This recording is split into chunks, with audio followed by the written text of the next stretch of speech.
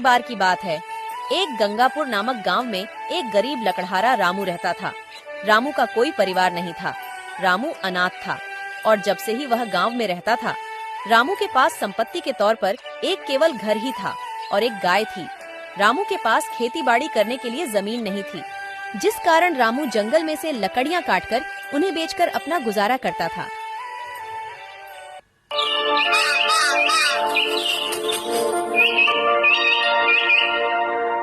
रामू रोज सुबह उठकर अपनी कुल्हाड़ी उठाकर जंगल की तरफ लकड़ी काटने के लिए निकल जाता।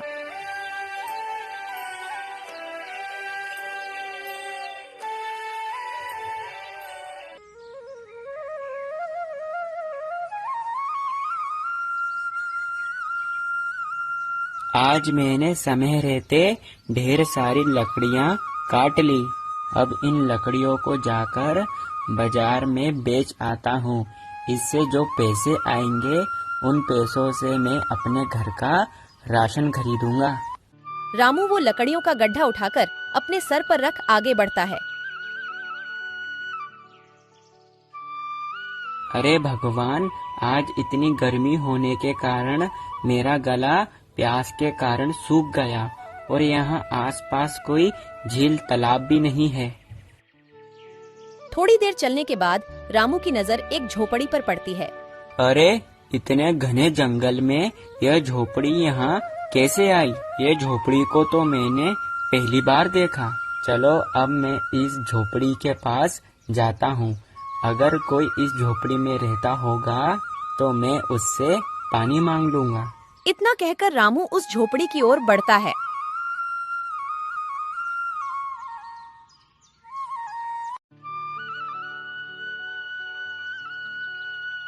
कोई है जो मेरी आवाज सुन पा रहा? अरे, कोई इस झोपड़ी में रहता है क्या? रामू की आवाज सुनकर एक औरत वहाँ आती है। क्या हुआ, आप मेरी झोपड़ी के पास आकर क्यों आवाज लगा रहे हो? अरे, मैं एक लकड़हारा हूँ और लकड़ी काटना मेरा काम है। मैं इस जंगल से लकड़ियाँ काटकर जा रहा था, मगर मुझे बहुत तेज प्यास लगी। तो फिर मैंने विचार किया, अगर कोई इस झोपड़ी में रहता होगा तो उससे मैं पानी मांग लूंगा। अच्छा, तुम्हें पानी चाहिए? रुको, मैं अभी अंदर से लेकर आती हूँ। वो लड़की रामू को पानी लाकर देती है। तुम इस जंगल में किसके साथ रहती हो? मैंने तुम्हारी झोपड़ी यहाँ पहली बार देखी। मैं जंगल में अकेली रहती हूँ। कुछ समय पहले मैं जंगल में अपने दादाजी के साथ रहती थी, मगर दादाजी के जाने के बाद अब मैं इस जंगल में अकेली रहती हूँ। तुम्हारे माता पिता कहाँ है? मेरे माता पिता नहीं हैं। जब मैं 5 साल की थी तब से ही मुझे मेरे माता पिता छोड़ चले। जब से मुझे मेरे दादाजी इस जंगल में इस झोपड़ी में पाल रहे थे, मगर अब वो भी मुझे छोड़ गए। अब मैं जंगल में अकेली रहती हूँ। तुम्हें इस जंगल में डर नहीं लगता? नहीं, मुझे इस जंगल में डर नहीं लगता। मुझे इस जंगल में रहने की आदत हो गई है। इस आँख से आधा जीवन तो कट गया, थोड़ा सा जीवन बचा है, वो भी कट जाएगा। अब मेरे जीवन में देखने लायक बचा भी क्या है? माँ बाप बचपन में ही चले गए, दादाजी थे, वो भी मुझे छोड़ गए। मेरा जीवन भी ठीक तुम्हारे जीवन की तरह है। तुम्हारा भी कोई नहीं है इस दुनिया में। हाँ, मेरा भी इस दुनिया में कोई नहीं है। मैं खुद गांव में अकेला रहता हूँ और ये लकड़ियाँ काटकर इन्हें बेचकर मैं अपना गुजारा करता हूँ। मेरे पास केवल मेरे दादाजी थे, मगर वो भी मुझे इस दुनिया में अकेला छोड़ गए। दादाजी को हमेशा यही चिंता सताती थी कि उनके जाने के बाद मेरा क्या होगा, जिस वजह से उन्होंने मेरी शादी के रिश्ते के लिए 1-2 जगह बात की, मगर मेरी एक आंख न होने के कारण कोई ने भी मुझसे शादी नहीं की। इसके दुख में दादाजी मुझे इस दुनिया में अकेला ही छोड़ गए। इतने ही बीच में रामू के मन में एक ख्याल आता है और वह कविता से कहता है, तुमसे मुझे एक बात कहनी है, मगर वो बात कहने से मैं जरा डर रहा हूँ। ऐसी क्या बात है जो तुम इतना सोच रहे हो? जो कहना है साफ साफ कहो। क्या तुम मुझसे शादी करना चाहोगी? क्या कहा तुमने? अगर नहीं तो तुम मुझे मना भी कर सकती हो। इस दुनिया में तुम्हारा भी कोई नहीं है और मेरा भी कोई नहीं है। हम दोनों ही इस दुनिया में अकेले हैं। हम दोनों साथ रहकर एक दूसरे के दुख और सुख को बांट सकते हैं। हम एक दूसरे के सहारे बनेंगे। मगर तुम मुझसे शादी करना क्यों चाहते हो? मेरी तो एक आंख ही नहीं है और दूसरी आंख से भी मुझे ठीक से दिखाई नहीं देता। मुझे उससे कोई फर्क नहीं पड़ता। तुम्हारा भी इस दुनिया में कोई नहीं है और मेरा भी इस दुनिया में कोई नहीं है। हम एक दूसरे के सहारे बनेंगे। मेरा पास के गांव में ही घर है। हम दोनों वहीं रहेंगे और मैं इन लकड़ियों को काटकर बाजार में बेचता हूँ। इससे हम दोनों का गुजारा आराम से हो जाएगा। ठीक है, जैसी तुम्हारी इच्छा, मुझे मंजूर है। फिर क्या, रामू और कविता गांव के मंदिर में दोनों शादी कर लेते हैं।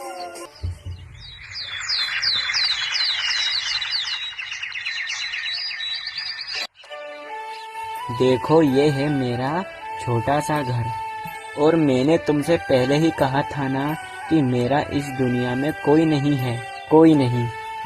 इसलिए तुम्हारा स्वागत करने के लिए कोई नहीं आया। पर तुम दुखी मत होना और ये बात याद रखना कि आज से तुम ही इस घर की मालकिन हो। तुम्हें ही सब देखना है। रामू की शादी की बात पूरे गांव में फैल जाती है। खबर सुनते ही गांव निवासी रामू के घर पर आते हैं। अरे ओ रामू, रामू, ओ रामू, दरवाजा तो खोल। आता हूँ काका। अरे भाग्यवान, मुझे लगता है ये गांव वाले तुम्हें देखने आए होंगे।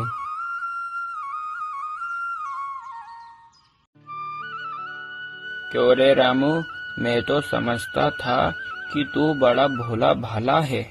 मैं पूरे गांव में सबसे सीधा सच्चा आदमी तुझे ही समझता था, मगर तू तो सबसे अलग निकला। तूने तो शादी कर ली और हम गांव वालों के कानों कान तक खबर भी नहीं आने दी। रामू काका, ये तो तुमने बहुत गलत किया जो तुमने शादी तक की खबर भी नहीं दी। अरे मुझे तो बताने का मौका ही नहीं मिला और मैं तुम्हें क्यों नहीं बुलाता? तुम तो मेरे परिवार जैसे हो। वो सब तो ठीक है, नई दुल्हन से हमारी मुलाकात करवाएंगे या तुम ही बोलते रहोगे? हाँ, क्यों नहीं, अभी बुलाता हूँ। कविता, ओ कविता, जरा देखो तुमसे मिलने बाहर कौन आया है। कविता को देखकर गांव वाले चौंक जाते हैं। रामू काका, इसकी आंख किसने फोड़ दी? तुमने लड़की ठीक से देखी नहीं थी क्या? अरे रामू, जब तुझे इतना ही शादी का भूत सवार था तो मुझसे कह देता। अंधी लड़की से बेहतर जमींदार के घर पर जो नौकरानी काम करती है, मैं उससे तुम्हारा विवाह करवा देता। ये अंधी लड़की से तो वो कई ज्यादा सुंदर है। इसे दिखाई नहीं देने के अलावा मुझे लगता है इसे सुनाई भी नहीं देता है, जो इतनी बुराइयां सुनने के बाद भी यहाँ खड़ी है। अंधी कहीं की। रामू काका, इतने दिन तक लड़की ढूंढने के बाद तुम्हें केवल यही लड़की मिली थी क्या शादी करने के लिए? ठीक है, मेरी पत्नी अंधी है और तुम्हें यहाँ किसने बुलाया? हमें ही शौक चढ़ा था, दुल्हन को देखने का लो देख लिया। पता नहीं ये दुल्हन को देखने के बाद आज का दिन हमारा कैसा होगा। तुम्हें किसने कहा था यहाँ आकर मेरी दुल्हन को देखो? जाओ जाओ मेरे घर से। अगर पत्नी जरा सी सुंदर होती तो पता नहीं क्या करता। चलो चलो, हमें ही इसे देखने का शौक आया था। चलो अब। जाओ मेरे घर से, यहाँ से निकलो। इस तरह कविता का पूरा गांव मजाक उड़ाता है।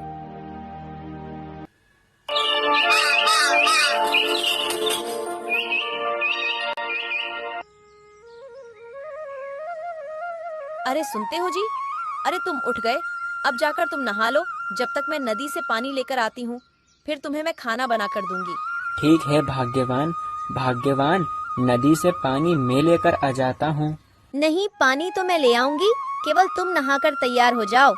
ठीक है भाग्यवान, जैसी तुम्हारी इच्छा। इतना कहकर कविता अपने घर से पानी भरने के लिए नदी की ओर निकल जाती है। देखो, अपने गांव की नई नवेली दुल्हन आ रही है। आने दो, आज इसे अच्छे से बताती हूँ। अगली बार यह नदी में पानी भरने का सोचेगी भी नहीं। जरा देखकर आना, मेरा मटका रखा है, उसमें पैर मत लगा देना। क्या बिमला, तुम कहना क्या चाहती हो? उसे दिखता नहीं है, यह अंधी है क्या? अरे हाँ, मैं तो भूल ही गई, ये तो सच में अंधी है। अरे मैं वही सोचूं कि रामू काका ने ये अंधी को पानी भरने के लिए आने कैसे दिया। अगर इसे दिखाई ना देते हुए नदी में गिर गई तो? अरे बिमला बहन, ये अंधी को मगर एक फायदा जरूर है। कैसा फायदा, मैं कुछ समझी नहीं। अरे जो हमें काजल 1 महीना चलता है, वो अंधी को कम से कम 2 महीना चलता होगा है। तुमने बिल्कुल ठीक कहा। कविता का खूब मजाक उड़ाते हैं और कविता वहाँ से घर आने लगती है।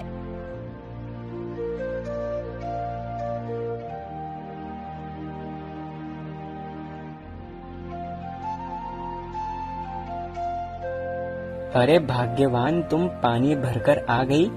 रामू की नजर वहाँ मटके पर पड़ती है, जिसे खाली देख रामू कहता है, अरे भाग्यवान, तुम्हारा मटका तो खाली है, तुम पानी भरकर क्यों नहीं लाई? कविता कुछ बोले बिना ही वहाँ से चली जाती है। अरे भाग्यवान, क्या हुआ? मेरी बात का जवाब तो दो।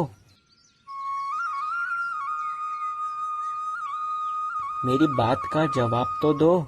मैं पानी भरने नदी के किनारे गई तो गांव की औरतों ने मुझे वहाँ भी चिढ़ाया, अंधी कहकर।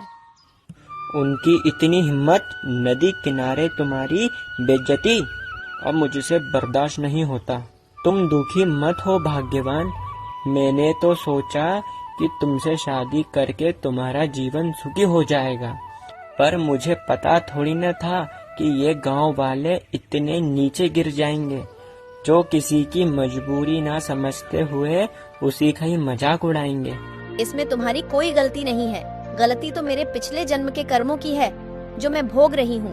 नहीं भाग्यवान, अब से हम इस गांव में नहीं रहेंगे, हम इस गांव को ही छोड़ देंगे, हम शहर जाएंगे, वहीं मुझे कुछ न कुछ तो काम मिल ही जाएगा।